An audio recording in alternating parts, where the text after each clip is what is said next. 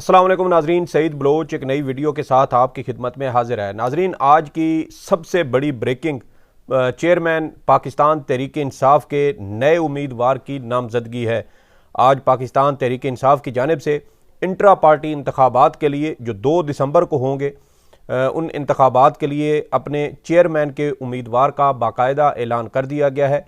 पाकिस्तान तहरीक इंसाफ के सेनेटर अली ज़फ़र की जानिब से पार्लियामेंट हाउस में प्रेस कॉन्फ्रेंस करते हुए चेयरमैन पीटीआई के उम्मीदवार के नाम का ऐलान किया गया है। और पीटीआई की जानिब से अब बैरिस्टर गौहर ख़ान, जो इमरान ख़ान की लीगल टीम का हिस्सा हैं और रजीम चेंज के बाद से वो मुसलसल इमरान ख़ान साहब के साथ थे, और अब उनको बतौर निगरान चेयरमैन पाकिस्तान तहरीक इंसाफ उनको नामज़द किया गया है। इलेक्शन कमीशन ऑफ पाकिस्तान की जानिब से चंद रोज़ कबल पीटीआई को ये हुक्म जारी किया गया था कि 20 रोज़ के अंदर जो इंट्रा पार्टी इंतखाबात हैं उनका इनेकाद करवाया जाए। बसूरत दीगर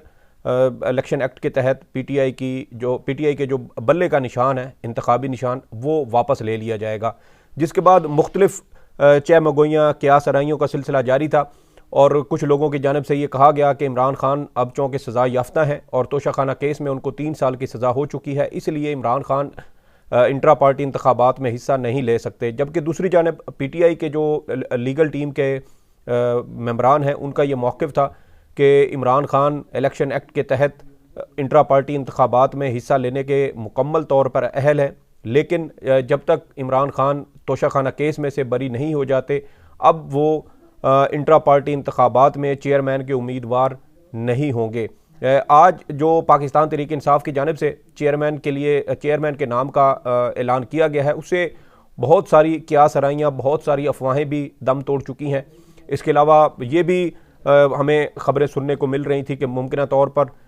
पाकिस्तान तहरीक इंसाफ को तोड़ने के लिए किसी मंसूबे पर काम किया जा रहा है। उसकी तफसीलात भी आपके साथ शेयर करेंगे। ये जो मामला था सारा, ये कल शुरू हुआ जब शेर अफजल मरवत साहब की जानिब से एक बयान दिया गया और उनकी जानिब से ये कहा गया कि चेयरमैन पीटीआई ने जो है वो अब आइंदा इंट्रा पार्टी इंतखाबात में चेयरमैन के उम्मीदवार नहीं होंगे, बल्कि उनकी जगह किसी और जो रुकन है उनको नामजद किया जाएगा। जिसके बाद एक नई बहस छिड़ गई। फिर पाकिस्तान तहरीक इंसाफ के जो ऑफिशियल ट्विटर हैंडल है, वहाँ से भी शेर अफजल मरवत की जो उसका जो बयान था उसकी तरदीद जारी की गई। लेकिन शेर अफजल मरवत साहब अपने बयान पर कायम रहे और उनकी जानिब से ये कहा गया कि ये 4 लोग जिन्होंने कल इमरान खान से जेल में मुलाकात की और उस मुलाकात के बाद ये जो फ़ैसला है ये किया गया है। उसके बाद सेनेटर अली ज़फ़र ने गुज़श्ता रात एक प्रोग्राम में इस बात की तस्दीक की कि इंट्रा पार्टी इंतखाबात के हवाले से चेयरमैन पीटीआई ने कुछ लोगों के नाम तजवीज़ किए हैं, लेकिन चेयरमैन के उम्मीदवार का बाकायदा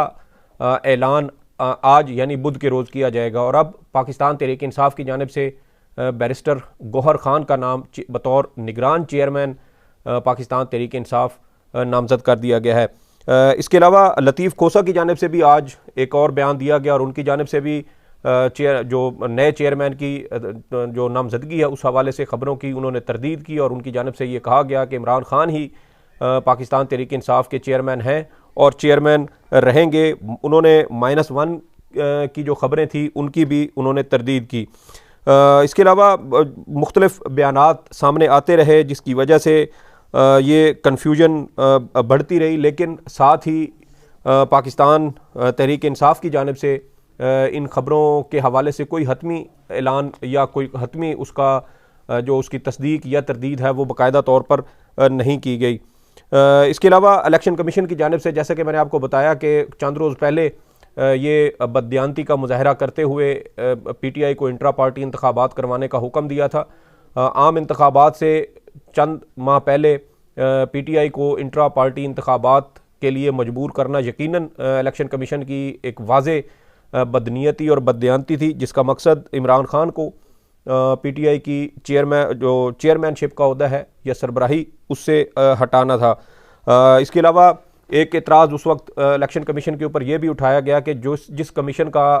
एक बुनियादी काम ही मुल्क में आम इंतखाबात का इनेकाद है और 5 साल के बाद ये काम एक बार करना होता है और इलेक्शन कमीशन मुल्क में आम इंतखाबात अगर नहीं करवा सका तो फिर वो पाकिस्तान तहरीक इंसाफ से इंट्रा पार्टी इंतखाबात का मुतालबा या हुक्म कैसे जारी कर सकता है। इमरान खान साहब को तोशाखाना केस में 3 साल की सज़ा हुई है और इलेक्शन कमीशन ने कहा था कि अगर पीटीआई ये इंट्रा पार्टी इंतखाबात नहीं करवाती तो फिर जो बल्ले का निशान है वो वापस ले लिया जाएगा। और आज जो फैसला किया गया उसे जो ये साजिशें चल रही थी कि पाकिस्तान तहरीक इंसाफ के कुछ 3 से 4 मुमकिन तौर पर उसके टुकड़े हो सकते हैं या उसके ग्रुप्स बन सकते हैं, या ये भी एक अफवाह गर्दिश कर रही थी कि पाकिस्तान तहरीक इंसाफ के ऊपर किसी और का कब्ज़ा हो जाएगा और इमरान खान बिल्कुल अकेले रह जाएंगे। क्योंकि आपको याद होगा कि जब चौधरी परवेज़ इलाही की जानिब से मुस्लिम लीग कॉफ छोड़कर पीटीआई को ज्वाइन किया गया था और उनको सदर बनाया गया था, तो उस वक्त भी ये अफवाहें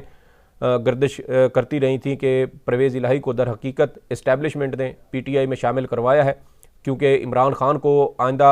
चंद माह में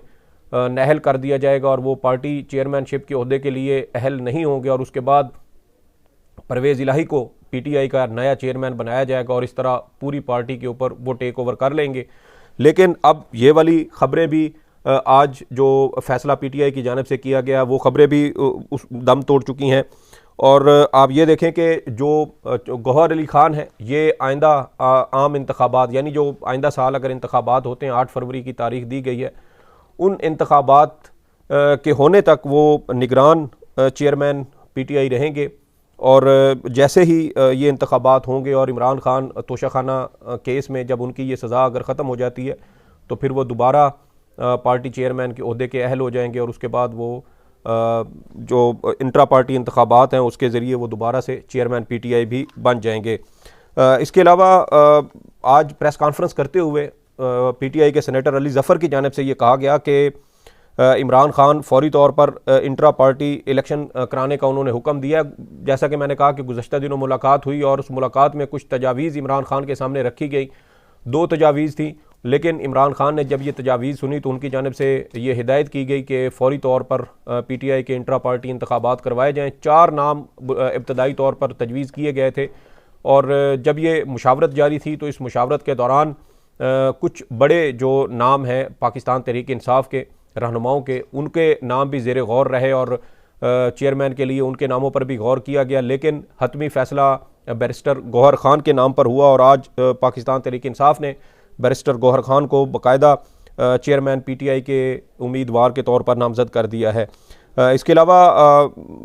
जो अली ज़फ़र हैं उन्होंने ये भी कहा कि इमरान खान पार्टी इलेक्शन में हिस्सा लेने के लिए बिल्कुल अहल है, लेकिन जब तक तोशाखाना केस का फ़ैसला नहीं होता वो इलेक्शन नहीं लड़ेंगे। पार्टी इलेक्शन के लिए कई कदावर शख्सियात के नाम सामने आए, लेकिन निगरान चेयरमैन पीटीआई गौहर खान होंगे, इमरान खान और पीटीआई एक ही हैं।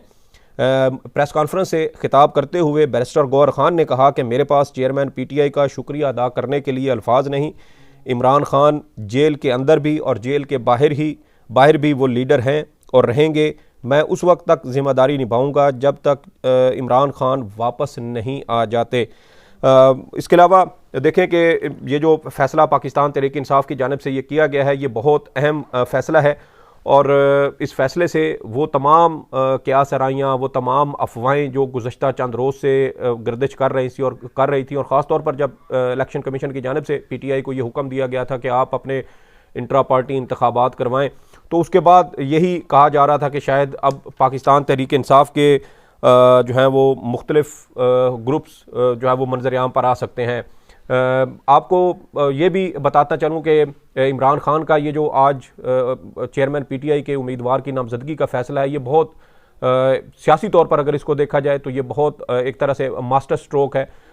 2021 में मुझे अच्छी तरह याद है कि जब सेनेट के इलेक्शन होने वाले थे तो उस वक्त पीडीएम की जो सियासी जमातें थी वो कंटेनर पर थीं, असम्बली को तस्लीम नहीं करते थे, जेली और रबर स्टैम्प असम्बली कहते थे और इमरान खान के ख़िलाफ़ एहतजाज कर रहे थे। अगरचे उनके वो तमाम एहतजाज जलसे जुलूस वो नाकाम हो चुके थे, फ्लॉप हो चुके थे और 14 दिसंबर 2020 का लाहौर का जो आखिरी जलसा था जो पीडीएम की जानिब से किया गया था वो भी इंतहाई नाकाम रहा था। आवाम की जानिब से उसमें किसी किस्म की कोई शिरकत नहीं की गई थी और इंतहाई फ्लॉप शो था जिस पर जो मौलाना फजलुर रहमान हो, मरियम नवाज साहिबा हों या बिलावल, उनके चेहरे लटक गए थे क्योंकि क्राउड ना होने के तकरीबन बराबर था। और उस फैसले के बाद जब PDM कंटेनर पर थी, एहतजाज कर रही थी, तो इमरान खान साहब की जानिब से ये फैसला किया गया और उन्होंने कहा कि हुकूमत सेनेट इंतखाबात यानी जो 12 मार्च 2021 को होना थे वो वक्त से पहले भी करवा सकती है। जब इमरान खान साहब की जानिब से ये बयान दिया गया तो जो PDM की सियासी जमातें थीं वो फौरी तौर पर कंटेनर से उतर कर कौमी असम्बली पहुँची और फिर बाकायदा सेनेट के आम इंतखाबात के लिए माहौल बनना शुरू हुआ और सियासी जमातों की जानिब से अपने अपने जो सेनेटर्स थे उनकी पार्टी पोजीशन के हिसाब से मुख्तलिफ सूबों में वो सेनेटर मुंतखब करवाए गए। और देखें कि अब भी उसी तरह की ये सिचुएशन है और तमाम सियासी जमातें ये समझ रही थी कि शायद अब PTI के ख़िलाफ़ आखिरी चाल के तौर पर उसे बिल्कुल कमज़ोर कर दिया जाएगा। कई ग्रुप्स जब सामने आएंगे तो PTI तकसीम होगी और उनका वोटर भी बदजन होगा, पार्टी में इंतशार की वजह से शायद उसकी हिम्मत भी टूट जाएगी। लेकिन इमरान खान साहब ने एक बार फिर मास्टर स्ट्रोक खेला और तमाम PDM की सियासी जमातों और अपने सियासी मुखालफिन को उन्होंने एक ही शॉट से नॉकआउट कर दिया है। और अचानक बैरिस्टर गौहर खान का नाम सामने आने के बाद ये सोचना या इस पर राय देने में कोई दुश्वारी नहीं है कि दर हकीकत पाकिस्तान तहरीक इंसाफ को इमरान खान साहब ही चला रहे होंगे। तमाम जो फैसले हैं बड़े, तमाम फैसलों की मंजूरी और तमाम हतमी फैसले भी वही करेंगे और बैरिस्टर गौहर खान एक अलामती ओहदेदार के तौर पर वो पाकिस्तान तहरीक इंसाफ की क़यादत ज़रूर करेंगे। इसी तरह आप देखें कि बैरिस्टर गौहर खान जैसे मैंने बताया कि रजीम चेंज के बाद से इमरान खान के एक वफ़ादार साथी के तौर पर उनके साथ थे। आपको याद होगा जब जुडिशल कम्प्लेक्स G11 में इमरान खान साहब पेश हुए थे तो वहाँ पर बहुत ज़्यादा बदमज़गी हुई थी और इस दौरान शेलिंग भी हुई। इमरान खान साहब गाड़ी में थे, पुलिस, रेंजर्स और FC समेत दीगर रियासती इदारों की भारी नफरी वहाँ पर मौजूद थी और ये कहा जा रहा था कि आज इमरान खान को जुडिशल कम्प्लेक्स पेशी के मौका पर गिरफ्तार किया जा सकता है। पाकिस्तान तहरीक इंसाफ के भी नौजवान जो कारकुनान थे उनकी बड़ी तादाद इस वक्त वहाँ वो पहुँची, जिसके बाद इमरान खान की गिरफ्तारी को भी नाकाम बनाया गया। इसके अलावा इमरान खान से जिस शख्स ने फ़ाइल पर दस्तखत करवाए धक्के ठुड्डे खाते हुए वो बैरिस्टर गौहर खान ही थे। और इसके अलावा जब 9 मई को इमरान खान को इस्लामाबाद हाई कोर्ट से गिरफ़्तार किया गया था तो उस वक्त जब इमरान खान अपना बायोमेट्रिक करवा रहे थे कॉपी ब्रांच में तो उस वक्त भी बैरिस्टर गौहर खान इमरान खान के साथ थे। और जब रेंजर्स की जानिब से खिड़कियां दरवाजे तोड़कर इमरान खान को गिरफ़्तार किया गया तो इस मौका पर बैरिस्टर गौहर खान भी उन लोगों में शामिल थे जिन्होंने रेंजर से डंडे ठुड्डे और मुक्के खाए थे। तो ये एक वफ़ादार साथी के तौर पर इमरान खान साहब के साथ रहे हैं, मुश्किल वक्त में ये उनके साथ थे और मेरे ख्याल में शायद इसी वजह से इमरान खान ने बैरिस्टर गौहर खान का इंतखाब किया है ताकि पार्टी के अंदर किसी किस्म का कोई इंतशार ना हो। क्योंकि बाज़ औक़ात ये भी होता है कि जब एक किसी बड़े रहनुमा को इस तरह का कोई ओहदा दिया जाता है तो फिर दीगर जो ओहदेदार या दीगर जो रहनुमा होते हैं उनके दरमियान खींचा तानी की या ज़ोर आजमाई का एक सिलसिला शुरू हो जाता है जिससे सियासी जमातों को नुकसान पहुँचने का अंदेशा होता है। बैरिस्टर गौहर खान एक नौजवान क़यादत है और उम्मीद शायद इमरान खान साहब ने उनसे यही लगाई है कि वो पाकिस्तान तहरीक इंसाफ के लिए एक अच्छे जो निगरान चेयरमैन के लिए वो अच्छे उम्मीदवार होंगे। 2 दिसंबर को यानी बरोज़ हफ्ता पाकिस्तान तहरीक इंसाफ के इंट्रा पार्टी इंतखाबात होंगे और कवी इम्कान यही है अब कि बैरिस्टर गौहर खान ही पाकिस्तान तहरीक इंसाफ के नए चेयरमैन होंगे। तो इस तरह इमरान खान ने एक सियासी फ़ैसले से अपने तमाम सियासी मुखालफिन को भी और उन कुव्वतों को भी शिकस्त दी है जो पाकिस्तान तहरीक इंसाफ को ख़त्म करने या उसको कमज़ोर करने के मंसूबे बना रहे थे। ये कुछ तफसीलात थी जो आपके साथ शेयर करना थी। इस वीडियो के हवाले से आपकी कोई फ़ीडबैक हो तो कमेंट सेक्शन में ज़रूर बताइएगा। सईद बलोच को इजाज़त दे। अल्लाह हाफ़िज़।